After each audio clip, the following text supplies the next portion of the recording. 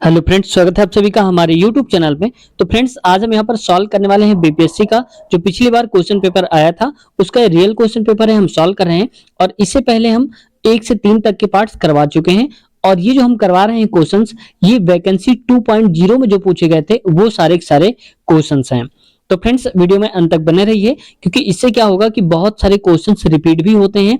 आप में से बहुत सारे फ्रेंड्स ने बताया भी था कमेंट करके कि सर जो आपने 1.0 करवाए थे वो 2.0 में रिपीट हुए थे। तो ठीक वैसे ही 2.0 को भी हम सारे क्वेश्चन करवा रहे हैं और वीडियो में अंत तक बने रहेंगे तो आप बहुत सारे क्वेश्चन सीखने को आपको मिल जाएगा। और इससे क्या होगा, क्वेश्चन रिपीट होते हैं तो आपके अच्छे खासे मार्क्स बन जाएंगे क्योंकि ये क्वेश्चन अब आप कभी नहीं भूलेंगे। शुरुआत करते हैं आज की इस वीडियो की। और अगर चैनल पर नए हैं तो आपसे रिक्वेस्ट है चैनल को सब्सक्राइब कर लें और बेल आइकन दबाकर हमारे चैनल से जुड़ जाएं जिससे कि ऐसी ही वीडियोस आप तक टाइम टाइम से पहुंचती रहें। तो पहला क्वेश्चन है आज का, देखो 126 नंबर। और इसमें कहा जा रहा है निम्नलिखित में से किस वातावरण में बिखरी हुई ग्रामीण बस्तियों की उपस्थिति की उम्मीद की जा सकती है।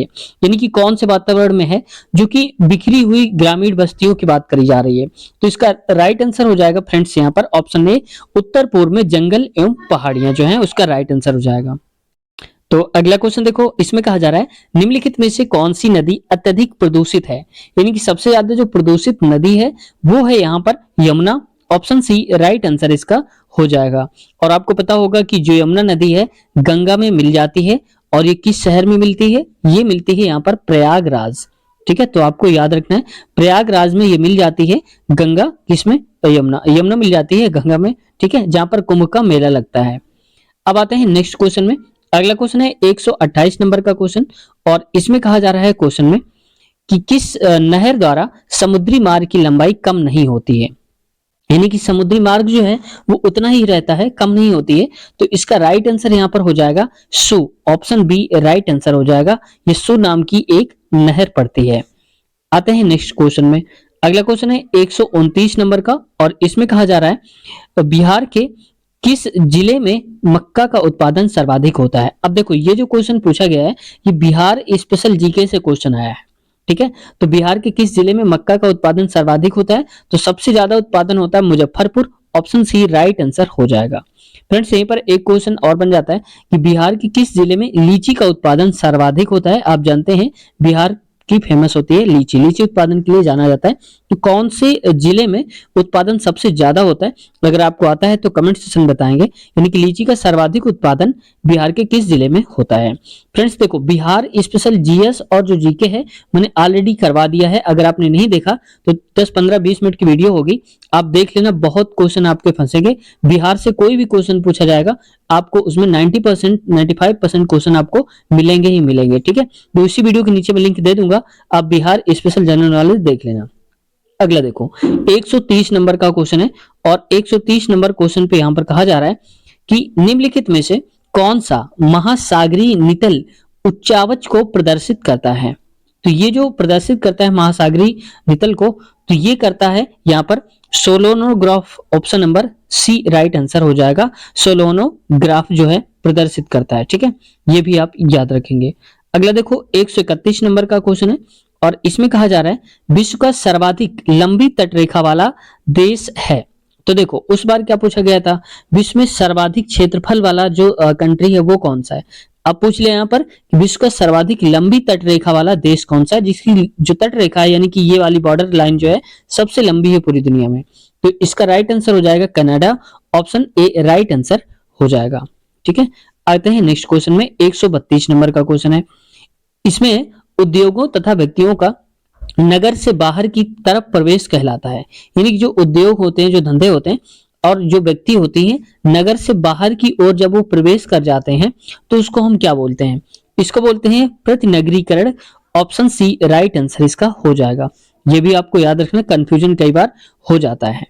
अगला देखो 100 यहां पर हो जाएगा 132 नंबर का क्वेश्चन। 130 नंबर का क्वेश्चन है।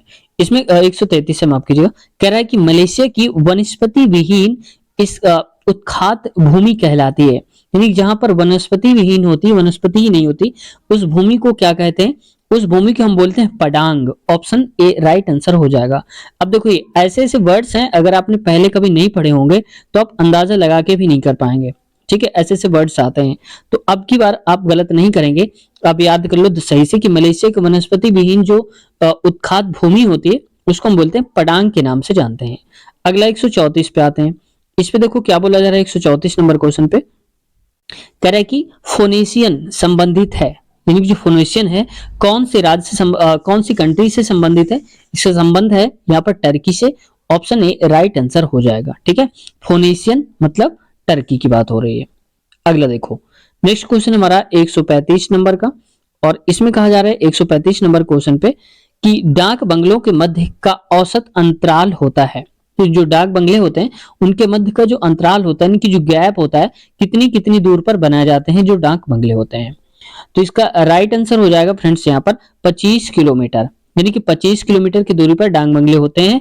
कितना औसत दूरी बताई जा रही है, औसत का मतलब है कि कहीं पर हो सकता है थोड़ा ज्यादा हो, कहीं पर थोड़ा इससे भी कम हो, लेकिन एवरेज अगर हम दूरी देखेंगे, इस मान लो एक डाकघर ये है, एक डाकघर ये है, ठीक है, तो यहाँ पर कितना हो जाएगा, जैसे मान लो कि ये है 30 किलोमीटर में, तो अगला मिल जाएगा यहाँ पर 20 किलोमीटर में।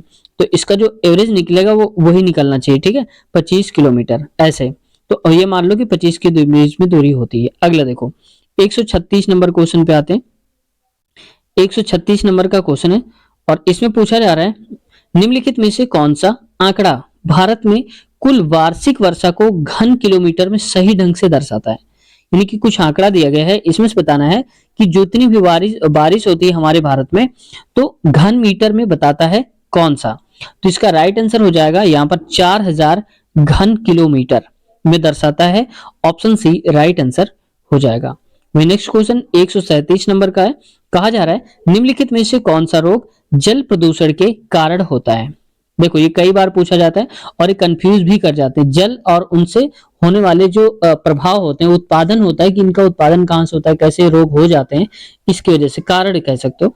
ठीक है, तो निम्नलिखित में से कौन सा रोग जल प्रदूषण के कारण होता है, जलीय प्रदूषण से होता है। देखो इसका राइट आंसर हो जाएगा यहाँ पर diarrhoea. Option B right answer हो जाएगा। अगर हम प्रदूषित पानी पीते हैं तो उससे क्या हो जाएगा, हम डायरिया के शिकार हो जाएंगे।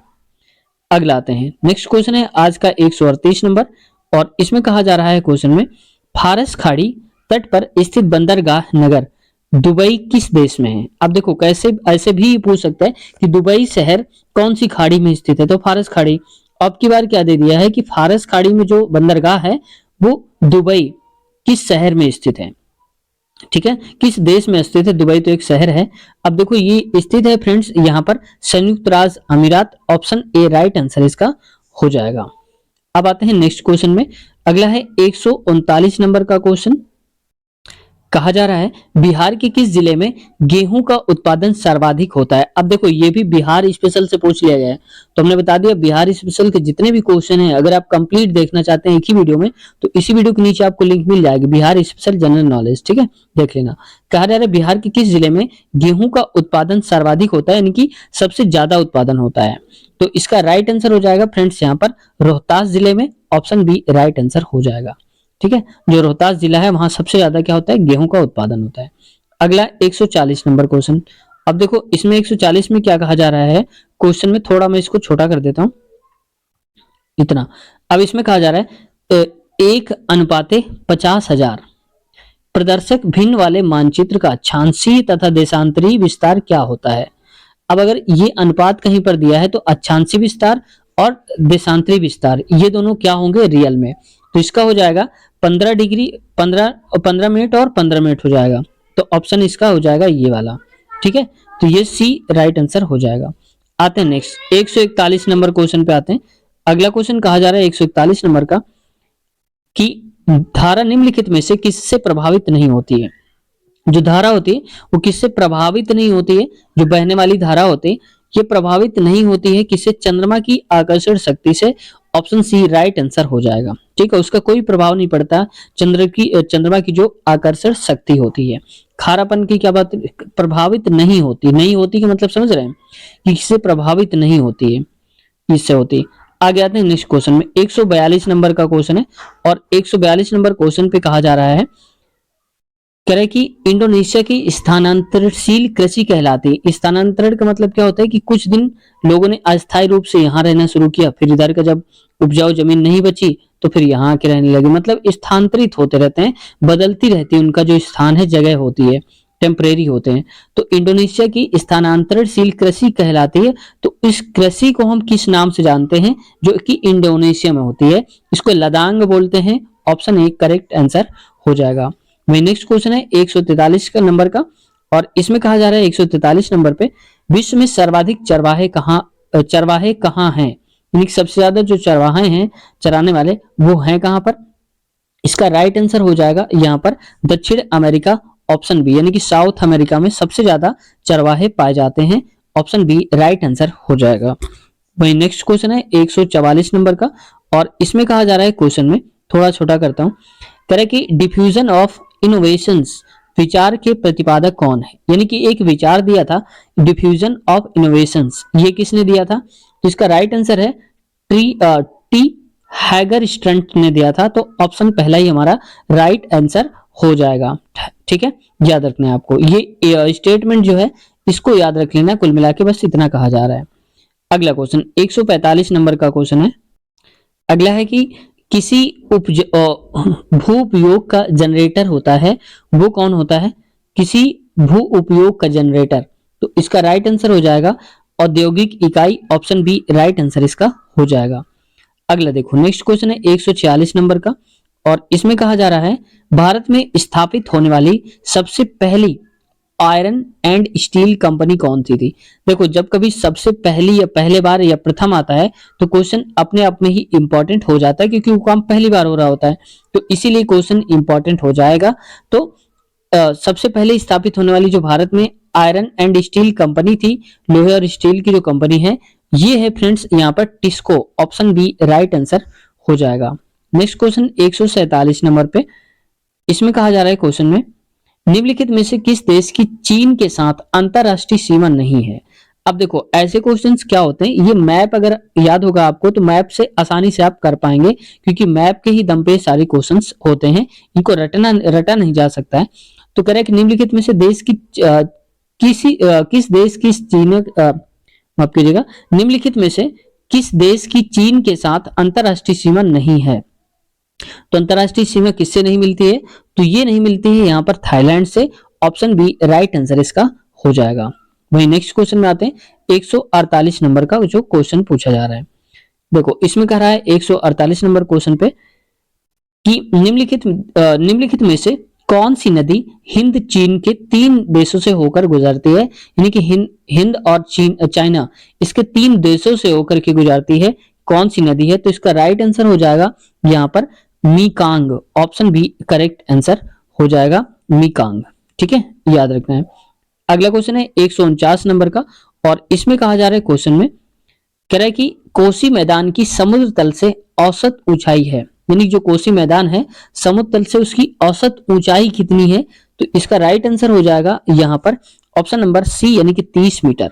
जो कोसी मैदान है वो 30 मीटर की ऊंचाई पर स्थित है। कहां से? समुद्र तल से। जितनी में हम दूरियां मेजर करते हैं वो समुद्र तल से ही लेते हैं, ताकि उसका सही तरीके से जो उसकी हाइट है, ऊंचाई है, वो मापी जा सके। अगला क्वेश्चन देखो, नेक्स्ट 150 नंबर का क्वेश्चन है। इसमें कहा जा रहा है 150 नंबर के क्वेश्चन में कि निम्नलिखित में से कौन सा मानचित्र तथा स्केच में अंतर नहीं है? तो कौन सा जो मानचित्र है और स्केच है, इन दोनों में अंतर नहीं है? तो इसका जो अंतर है नहीं है वो है स्थल रूपों का प्रदर्शन। ऑप्शन सी राइट आंसर हो जाएगा।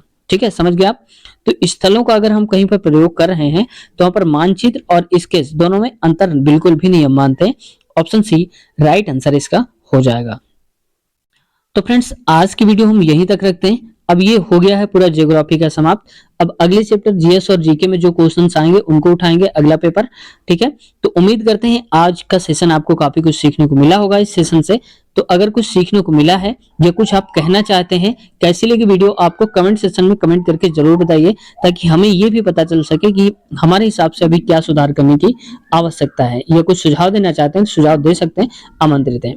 फ्रेंड्स, ऐसे ही लगातार वीडियोस आप तक पहुंचाते रहेंगे। जितने क्वेश्चंस अब तक हम करवाए हैं, सभी की सभी क्वेश्चंस ऑलरेडी आ चुके हैं 2.0 में, ठीक है। तो ये रिपीटेड क्वेश्चन हो जाएंगे जब अगली बार कभी पर रिपीट होते हैं, तो याद रखना, क्योंकि मोस्ट इंपॉर्टेंट क्वेश्चन में से आते हैं।